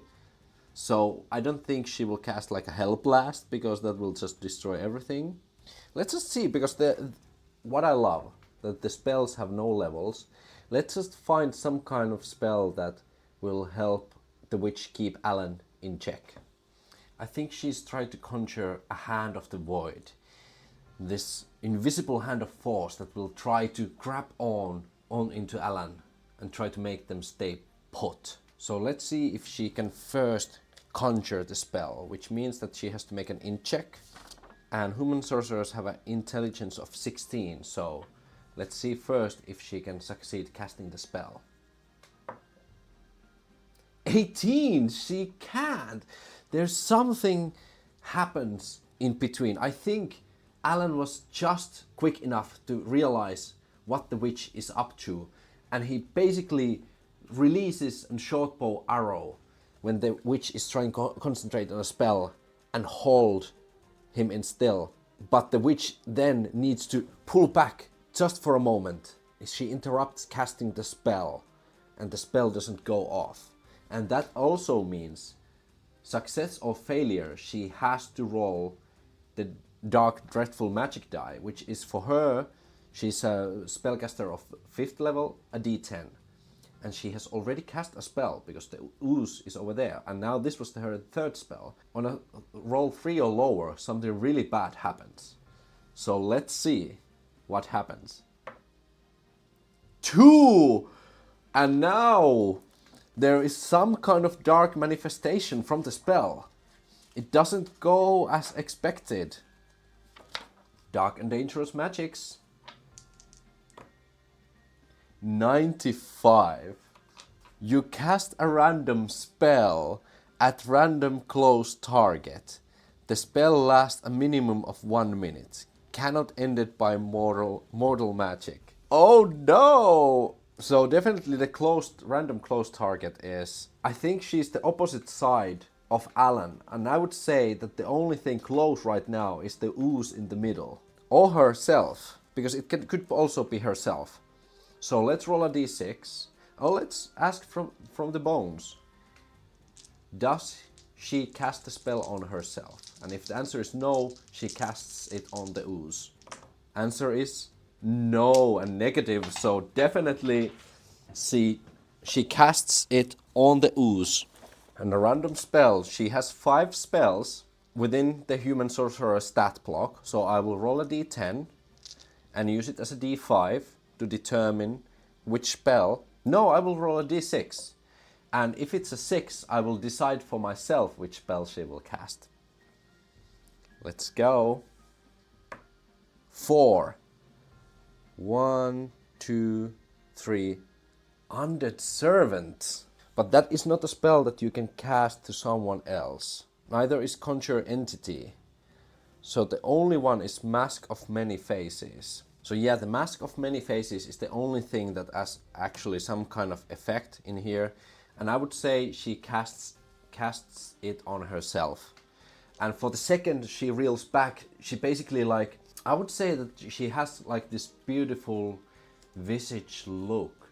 And what actually happens is that her Mask of Many Faces goes off. And now she can be seen as this mutated being who has been taken solely over by the corruption of the magic. She is trying to hide all the mutation that the dark magic has caused her. And now her horrifying visage is fully revealed to Alan as well. You will not escape. And the ooze presses on while Alan prepares for battle as well. So we have 2 attacks against this ooze. And we have only our longsword. And this will make only half damage against this ooze. We have our opportunist still on. Basically our battle strategy. Because we have brutal, but we need two hands to hold a sword to do that. And we definitely want to keep our shield up right now. But we also have the deadly strike, so we will crit also with 19. Let's keep that in mind. So Alan pulls his longsword and attacks this slime, hopefully trying to deal some kind of damage to this creature. The first attack is 2, not even close. He tries to hit the slime, but he doesn't cut with the sword perfectly, so he basically just like slaps his sword against the slime, and he realizes how hard this creature without a form is to hit. It's very elusive, very hard to hit. How am I even supposed to fight this thing? Ugh! And he attacks again. 8 plus 5 is 13, which is just enough to hit the slime. And he will deal 2d8 plus 2 damage, which will be halved because of this slime's loose form. That is 4, so 3, only 3 damage against the slime. This is not looking good. Now bow thrown into the ground, hand with the shield and sword ready. He now has to take a hit from the ooze, who creates this kind of pillar of bloody slime that falls upon him and trying to also pull him within this creature. And we can also roll to see if we get the counter strike or the dodge. It would hit, but we also get the sun, which is the dodge. So the pillar is coming down, and Alan is able to jump into the side of this pillar before this whole mass of the slime just completely crushes him. And he's still within the game. It's the witch's turn, and I think she's now very angry, and she tries to cast one more spell, which is Witchblade. She can imbue with the ritual dagger that she has in hand, with a magical power that will give additional benefits for the weapon. We will also roll the d10, but now it starts from 1 again because something bad happened. This time she succeeds with the spell, and there is no precautions from the spell. She chants old cryptic words that Alan cannot understand, and Alan can see how this ritual blade, which is basically like a sword, starts to glow in this eerie light. And the special effect that the dagger has for vampiric: heal 2 HP with each successful attack against a living foe. So even this dagger seems to have this kind of same kind of similar form to the ooze that seems like it wants to grab onto something and suck the life force out of it. At the end of the witch's turn, she carefully descends from the pillar and is ready to close in on Alan as well. Now it's again Alan's turn. Is there any epic maneuvers we can do right now? We could start to move towards the witch as well, and hopefully we could end this barrier surrounding us. So yeah, I think as a major, I will take a risk. We will try to do a major exploit.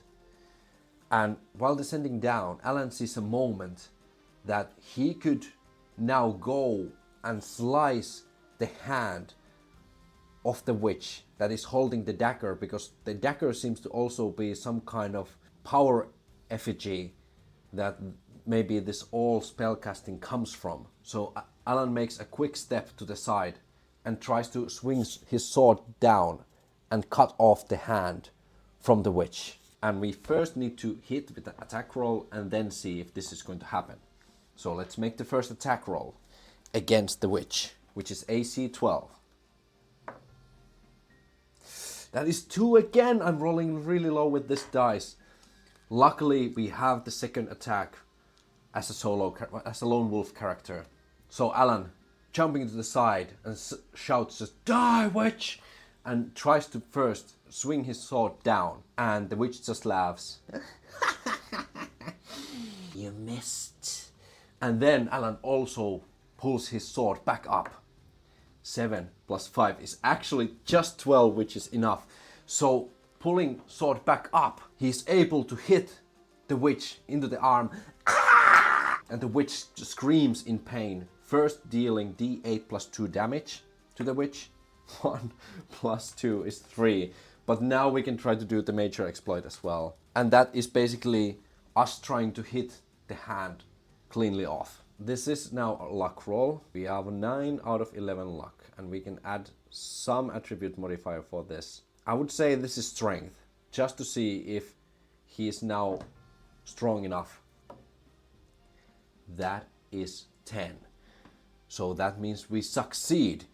The sword comes up and the witch's hand cleanly cuts off. The dagger falls into the ground.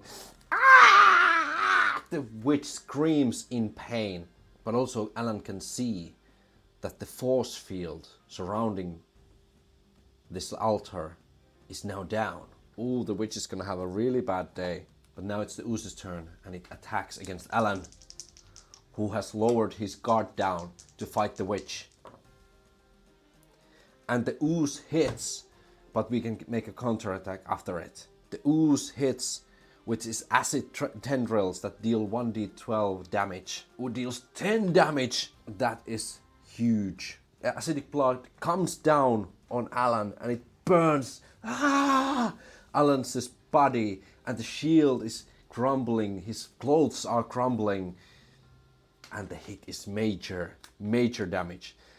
But now the ooze is very close, and Alan is able to shove the sword deep into the ooze easily. Or is he? Let's see.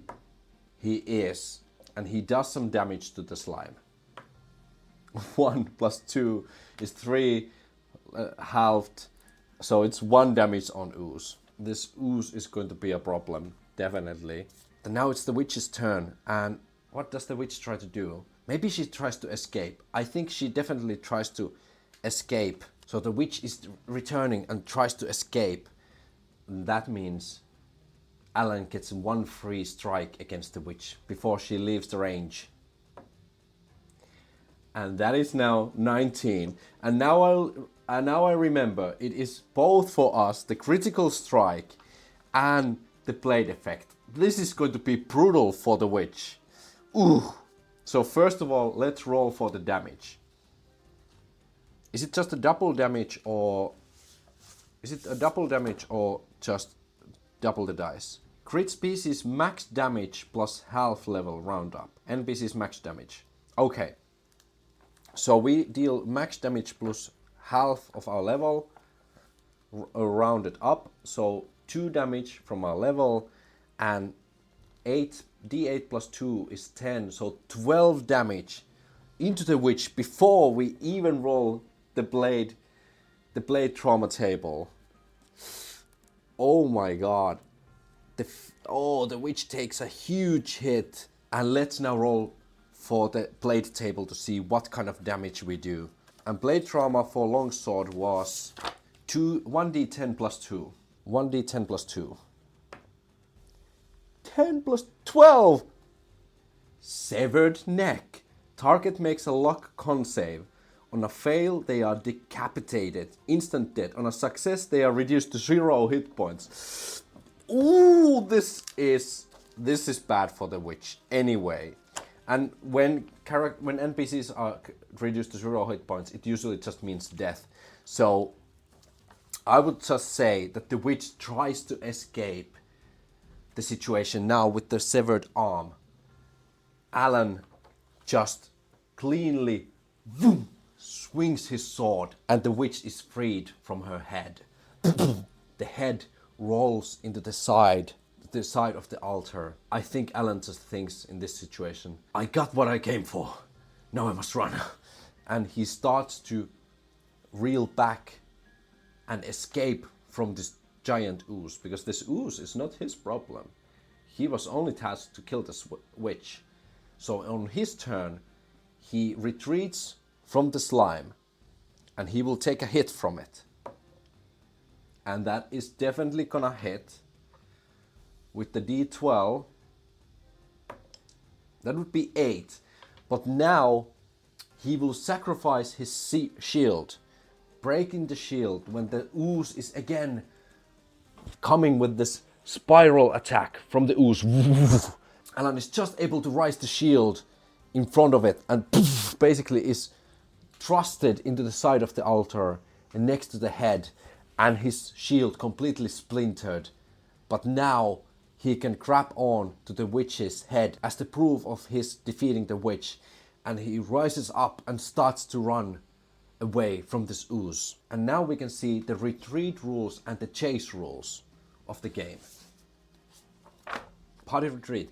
At the start of a round, if the whole party wishes to flee from battle, they must first explain to the GM how escape might be possible. Well, he was forced into the side of the circle, the magic circle is gone, he grabbed the head and is able to now run. If the GM agrees, a group luck roll check is required. The GM decides any modifiers, AJ dropping food, caltrops, food, loot, whether ever the checks is needed to carry allies. And I would say Alan will also drop his armor as well, the chain shirt, and that is possible to do quickly because of all the ooze that he got into himself. So it basically is corrosing the chain shirt off, so he can just pull it off basically, and it drops down at this point. He got this massive hit. The shield is also gone, so he's much more lighter now. He only has the head, so I would say he gets +2 modifier from the lost items, and this is definitely. And now again, oh right, we used the 1 luck, so we have only 8 luck left at the beginning of this. And I will say give 1+ modifier because we are alone. We are not a full party running away, and we have skill with athletics as well. So let's say +4 modifier from the dropped items. we are alone, and we have skill in athletics. So that would be overall 12 we need to beat. That's 3. So that means we succeed on retreating from the situation, and I would still say that this is a chase. Now the blood ooze has been released and it is thirsting for blood, definitely, and we are still very close at the forest, and the forest is thick and very difficult to run in. So the chase. The chase has two sides, the chasers and the quarry. The starting gap between two sides is 1d4 plus 3 abstract lengths. Alternatively, the GM determines the starting gap, and I would say it's very short, so I will say it's only the 4, because we started really close from the creature. The chase lasts up to 6 legs. The time scale for each leg is flexible from new seconds to few hours. We are probably talking about seconds now. If the chasers reduce the gap to 0 before the end of the last leg, the quarry are caught and the chase ends. Otherwise, the quarry escapes. The GM might also rule that the quarry escape if they open a wide enough of gap, more than 10 lengths. And I would say this creature doesn't sense that well, so I will say it's need to be double. So 8 length is the minimum that we require to get. If we don't succeed, that's 6 rounds. So either we get 8, we go to 0 and the ooze catches up on us, or we survive for 6 rounds, basically. And we need to make a post-con athletics check. The GM determines any modifiers. Fast quadruples chasing the party might gain plus... Okay, so any possible modifiers. The winning side widens or closens the gap by 1 length or 2 lengths on a great success. And I think if we go tides, nothing happens. And the PC leader rolls d20 chase event table, so there are events even after every round. Jeez. Okay. So let's go. Let's start this chase. And the ooze is, I think it was surprisingly fast. I lost my ooze. There we go. Here's the ooze. We don't need the witch stats anymore. So sentient ooze has constitution of 16, and it was surprisingly fast. Oh, I don't know. Is the ooze fast? If the ooze is not fast, I think it's 50-50. Is the ooze fast? Answer is no, definitely no, and positive to us. So I would say that ooze does the constitution rolls with disadvantage. It has high constitution, but it is a slow creature. So that's why I would say it needs to make the rolls with disadvantage. And we can make it with athletic skill, and so we can use our rerolls, which is very good. So first round of chasing. Let's first roll for the ooze. No modifiers, just 16 with disadvantage. And that is 20. So definitely that is terrible failure for the ooze. That means we can get we can get 2 lengths away possibly if we succeed. So let's go.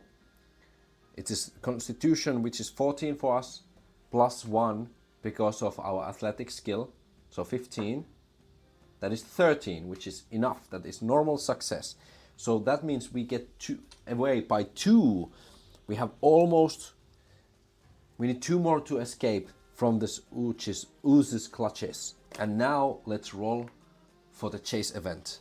Alan's running through the forest with the witch's head under his arm, just going between the tree lines and finding all the smallest gaps. And even though the ooze can go through everything, Alan can clearly see that this very thick foliage is slowing the ooze down, so it cannot move as freely as you would think within the thick forest. And now for the chase event. D20. 1. A large group of creatures impedes the progress of the character in a non-violent manner. 1 or more character may attempt to persuade or intimidate the group To assist them, if the crowd is not managed or bypassed, the opposing side changes the gap by 2 lengths. Okay, we definitely need to do something. I think Alan is running and he come across this pond that is within the forests, like this kind of lower ground area. And there is a pack of mooses drinking water from the pond. And they basically just raise their head and they can see Alan running and the ooze following behind. And I think they just go wild. They start to run across every direction. So I think Alan needs to try to dodge out of the way and use their dexterity to like be nimble and run and time himself perfectly so he doesn't get run over. Our dexterity is 13. Can we deal with this situation? 10. We can. Alan is able to dodge and run out of the way of all the moose that are now just in full panic, running in every direction, not understanding what this blood entity is.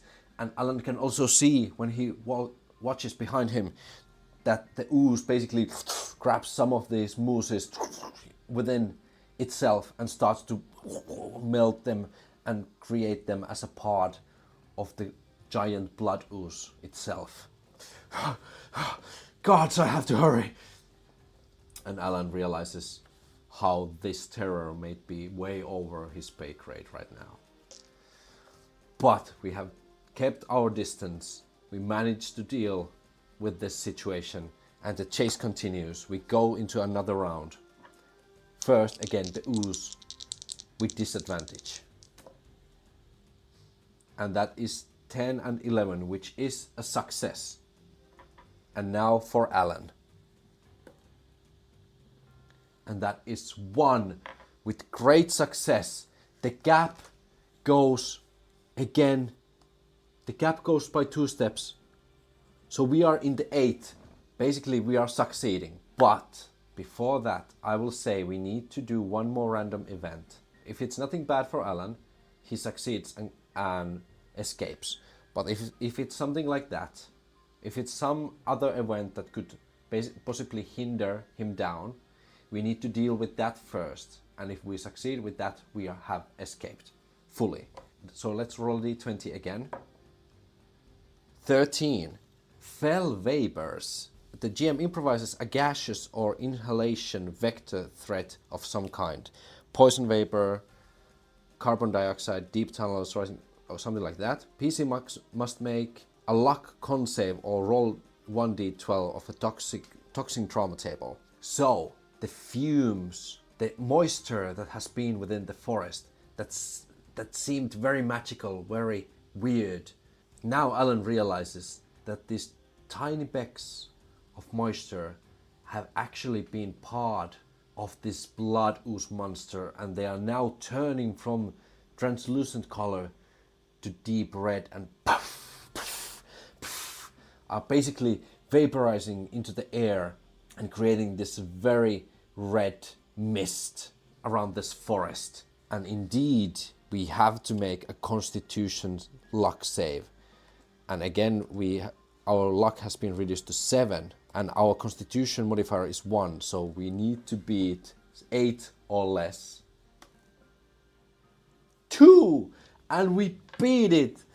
And Alan is able to just put his hand in front of his face. He just wishes it to be over. Little by little, he runs, and he can see the edge of the forest. Just a bit more! And he basically bursts out from the forest and takes like 20 steps out of the forest edge, and he's in the clear. He basically stumbles down, breathes heavily, and is already pulling from the grass, trying to force himself up and run a little bit more. He turns to face the ooze and can see the ooze doesn't leave the forest. It's forced to return within the bounds of the forest. Something, maybe some vile magic that the witch created before her demise, is keeping the ooze within the forest. And now he can also see his horse Peanut dripping from the blood ooze, and corpse of the horse is slowly getting pulled inside the forest. But Alan has managed to barely escape with his life, and one witch head richer. And that is where we end the adventure. Woo! Now we got everything. We got some magical moments. We got the chase rules. We got very nice things. Yeah, what an adventure! What an adventure indeed. As you can see, the book contains a lot of bells and whistles that you can use during your adventure, and big props to Tales of Argosa for that. It has a lot of tables that you can use to get inspired from, and it really is a very good book to create an enticing adventure overall. Like, I'm very satisfied with the game. For solo play, there are some kind of like a lot of things that you need to remember, and with the diminishing luck and with all the tables, like, it starts to be on the edge. For me, it starts to be on the edge that if it's maybe a little too much, if there's like too much things to remember. But also, you play alone, you play for yourself, so if you don't remember everything, like, that's totally fine. And they are all just for inspiration, like, they all just help you create the story that you wanna create. And it has a lot of content for your buck. Like, this will last you a long time when you make adventures. Definitely, you don't need to worry about that you would run out of content, magical items, enemies, random tables. It really has a lot of stuff. But definitely that's enough from this. Thank you again, Stephen and Pickpocket Press, for sending me Tales of Argosa to try it out. I really enjoyed the system. Definitely. I will be definitely using the deck cards, the deck of sight. I enjoy the bones. They have now when I have rolled them a few times and you really like get into those, they are really fast to read. And especially when you roll just 50-50 chances, it's fast, it's snappy. And yeah, overall, I really enjoyed the system. If you enjoyed the system, there's a link down below as well.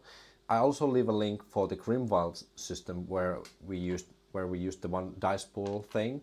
We will definitely look into that a little bit more later. And also, the app I'm using to play these adventures is called Palm Companion. It's really nice, really handy solo tool. I will leave a link down below if you want to check that out. But I think that's all from me today. Now it's moro moro, and I hope I see you next time.